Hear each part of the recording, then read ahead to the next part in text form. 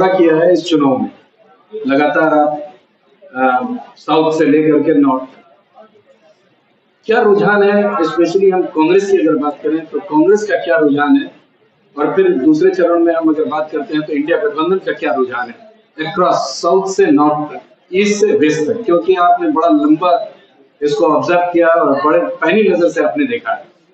देखिए, मैं राजस्थान का एक इंचार्ज हूँ। राजस्थान में इलेक्शन जब चल रहा था तो मैं वहीं पे था इलेक्शन में, और राजस्थान में जिस तरीके से सीकर, धौलपुर और ये सारी जो जोधपुर की सीटें हैं, क्योंकि वहाँ मिलिट्री में लोग ज़्यादा हैं, सैनिक ज़्यादा हैं, तो एक तो अग्निपथ वाला मामला था कि लोग नाराज थे, वहाँ के जो नौजवान थे जो इसमें मिलिट्री में जाते हैं, सैनिक बन के जाते हैं, तो ये 4 साल का जो इन्होंने ला के रखा कि 4 साल के बाद रिटायरमेंट होगा, तो एक बड़ी नाराजगी वहाँ पे है। और नाराजगी इस कदर है कि राजस्थान में 2 बार हम 0 पे थे, 14 में भी थे और 19 में भी थे, लेकिन इस बार एक ऐसी हवा चली, एक तो बेरोजगारी की हवा चली, क्योंकि आप मोदी सरकार ने कहा था कि हम 2 करोड़ नौकरी देंगे, वो भी फर्जी निकली। राहुल गांधी जी ने कहा कि हम 30 लाख नौकरी देंगे पहले चरण में, जो 15 अगस्त को उन्होंने अनाउंस किया है कि 15 अगस्त को हम अनाउंस कर देंगे सरकारी नौकरी।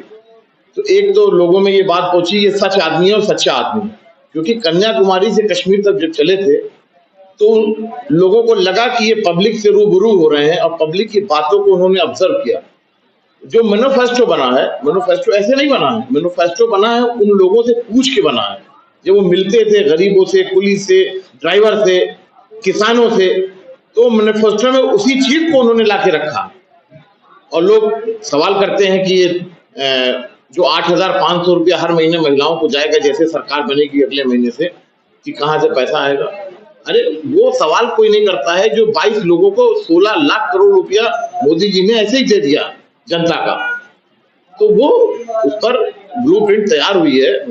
राहुल जी इस बात को लेके बड़ा संज्ञान ले चुके हैं कि वो पैसा कैसे 20 साल तक पैसा देंगे तो भी पैसा खत्म नहीं होगा। आपने एक प्रेस कॉन्फ्रेंस में एक रेफरेंस आपने दिया था on behalf of Congress party कि जब बिहार में ये मामला चल रहा था कि जातीय जनगणना होनी चाहिए, उस वक्त राजस्थान में आपकी सरकार थी, आपने नहीं कराया।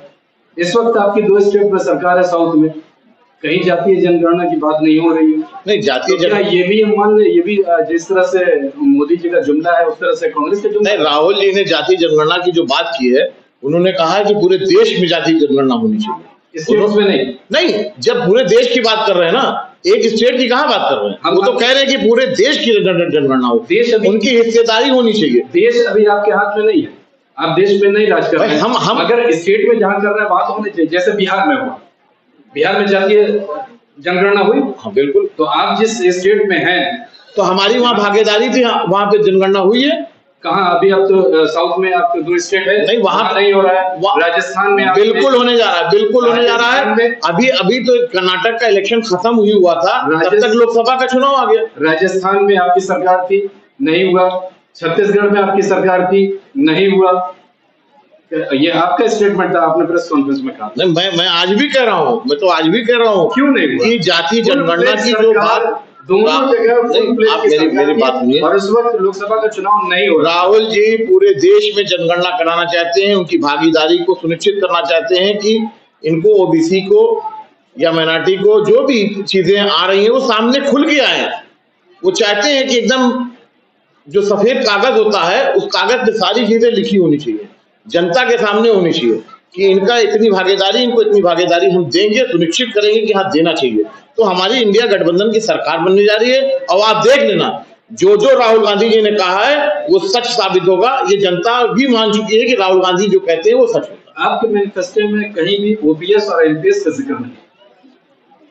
भाई उन्होंने कहा है ना कि हम करेंगे, लेकिन जो उन्होंने मैनिफेस्टो में ला के रखा है वो सारी चीजें, आप उस पर भी बात करिए ना कि मैनिफेस्टो में ये सारी चीजें कही गई। आज पूरे हिंदुस्तान में जो हमारा मैनिफेस्टो ही तो चल रहा है। जो नौकरी पेशा तबका है वो 30 साल नौकरी करने के बाद रिटायर हो रहा है और उसको पेंशन नहीं मिल रही है। पेंशन की बात हुई है, प्रियंका जी ने बोला है इस पर। ओपीएस की तो कहीं बात नहीं, प्रियंका जी ने मंच पे बोल रही है सीधे सीधे। सीधे सीधे कह रही हैं कि जो पेंशन भागी हैं, जो पेंशन जिनकी रोक दी गई है, अटल जी ने पेंशन रोकी थी, लेकिन हम पेंशन देंगे सबको। अगर हम आपकी बात करें तो हिमाचल में आपकी सरकार है, सरकार बनने के बाद हाँ, आपने एक बात बहुत अच्छी कही। राजस्थान में आप पता कर लीजिएगा, राजस्थान में पेंशन के अशोक गहलोत जी ने ये कर दिया था। हिमाचल में सरकार बनने के तुरंत बाद ओपीएस इंप्लीमेंट कर दिया गया जी, वहां पर कांग्रेस सरकार ने, राजस्थान में भी किया, राजस्थान में भी किया है, बट लागू नहीं हुआ। नहीं लागू हो गया। क्या बात करते हैं आप पता करिए, लागू हो गया। अब बीजेपी सरकार ने उठाई तो फिर रोक दिया। साउथ में, हाँ, साउथ में हम करने जा रहे हैं। 2 जगह आपकी सरकार, हाँ, साउथ में करने जा रहे हैं। अभी इलेक्शन की वजह से रुक गया था मामला। गठबंधन में जहाँ जहाँ आपकी सरकार है, हाँ बिल्कुल, वहाँ दिल्ली सब जगह होने जा रहा है एक साथ। और 4 तारीख को इंडिया गठबंधन की सरकार बनने जा रही है।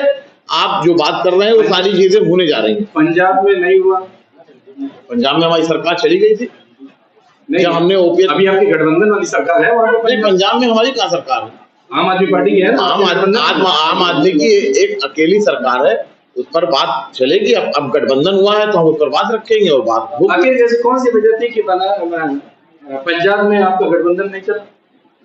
ऐसा कुछ नहीं है, हमारी उनकी है गठबंधन, है गठबंधन चल रहा है और गठबंधन की सरकार बनने जा रही है। वहाँ पे तो पैदल लड़ रहे हैं। बिल्कुल गठबंधन की सरकार बनेगी वहाँ नहीं, पंजाब के अंदर तो आप आम आदमी पार्टी के अगेंस्ट में लड़ रहे हैं। वो आप इस सवाल को पूछते रहिए, लेकिन इस पर पूछिए कि रोजगार कितने देने जा रहे हैं, हम गरीबी मिटाने जा रहे हैं, हम महिलाओं का जो दमन हो रहा था उसको खत्म करने जा रहे हैं, जो गरीबी महिलाओं में आ चुकी थी, जो बुनियाद खोद चुका था 10 साल में, उस बुनियाद को खत्म करने जा रहे हैं। जिस तरह से आप पंजाब में अलग अलग हैं, उसी तरह अगर आपकी सरकार बनती है तो प्रधानमंत्री पद के लिए भी अलग अलग होंगे? ऐसा कुछ नहीं है, आइडियोलॉजी ये सारे लोग बैठ के तय कर लेंगे, प्रधानमंत्री जिनको बनना होगा बन जाएंगे।